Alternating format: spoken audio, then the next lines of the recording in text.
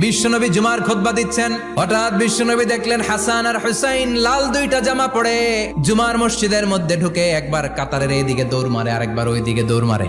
বিশ্বনবী খুতবা থামিয়ে দিলেন, মিম্বার থেকে নেমে হাসান হুসাইনকে দুই হাতে টানতে টানতে মিম্বারের উপরে নিয়ে আসলেন যাতে মুসল্লিদের ডিস্টার্ব না হয়ে যায়। হাসানকে ডান হাতে ধরে হুসাইনকে বা হাতে ধরে বাকি খুতবাটা বিশ্বনবী তখন শেষ করলেন। আবার বিশ্বনবী জুমার খুতবা দিতে দাঁড়ালেন, এক সাহাবী এসে বসে বলল, বিশ্বনবী বললেন, কম দাঁড়াও, 2 রাকাত পড়ছো?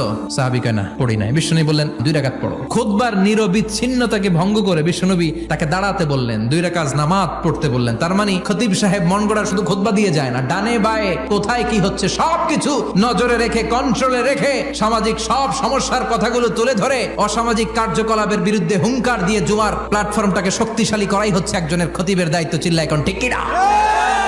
এ কাজই করেছেন বিশ্বনবী 500টা খুতবায়।